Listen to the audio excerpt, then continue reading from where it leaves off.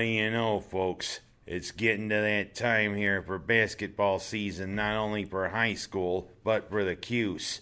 And of course, if you can tell, yeah, I'm debuting new specs. How do you like 'em? Well, enough about the specs.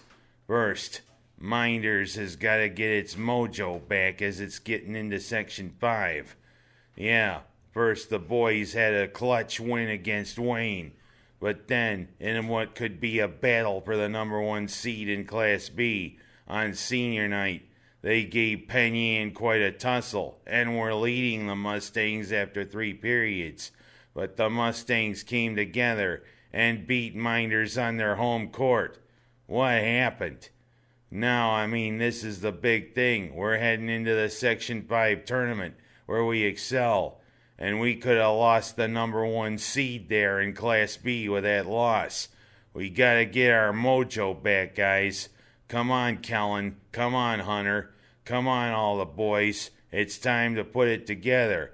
We'll either be playing Annika or Bath for our first round opponent.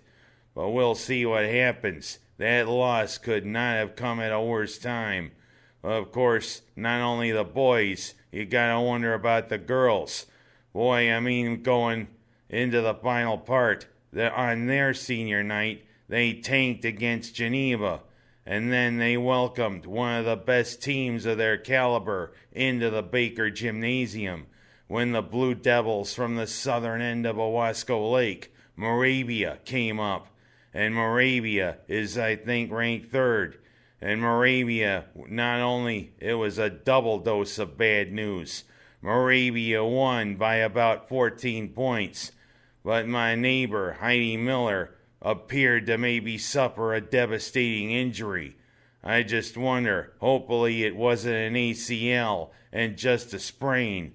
And if it's a sprain, you still gotta wonder, is she gonna be available for the Section 5 tournament?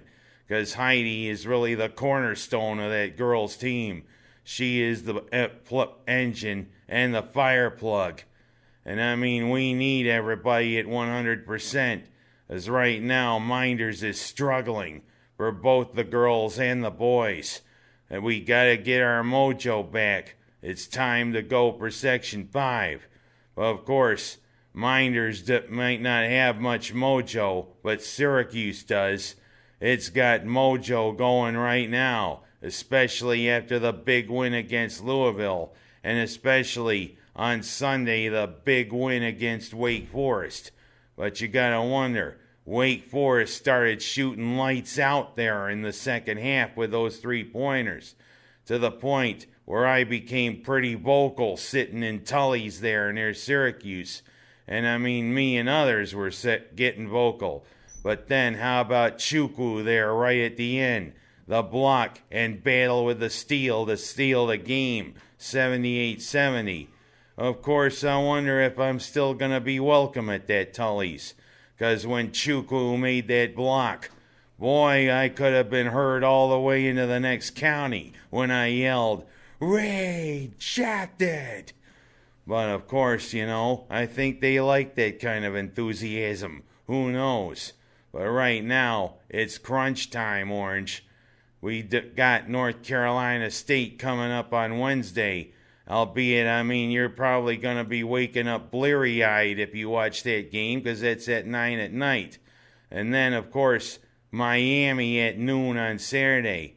And that's just the appetizer. The main course is next week when we play North Carolina and Duke. It is crunch time, Orange fans. It's time to bring it together.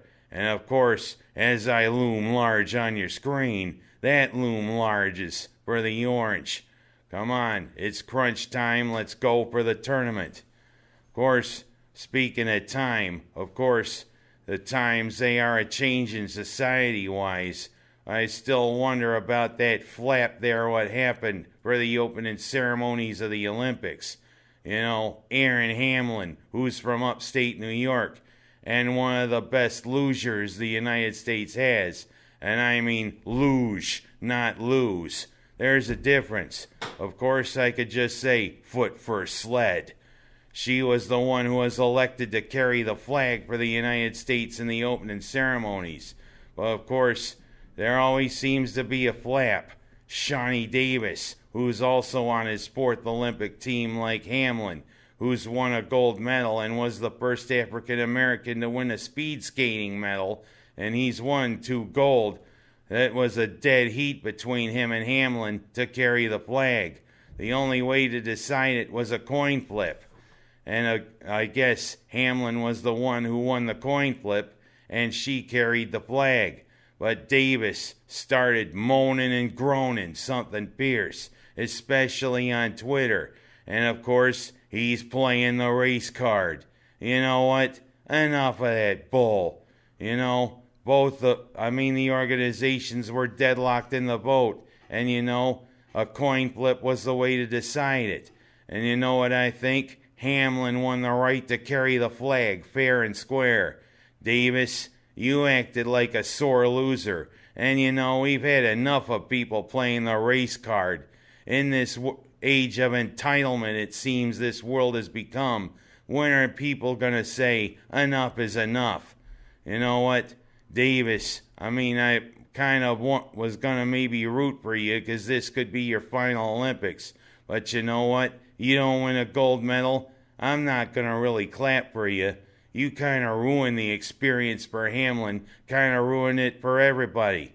And right now, the United States is doing good in their stronghold of snowboarding.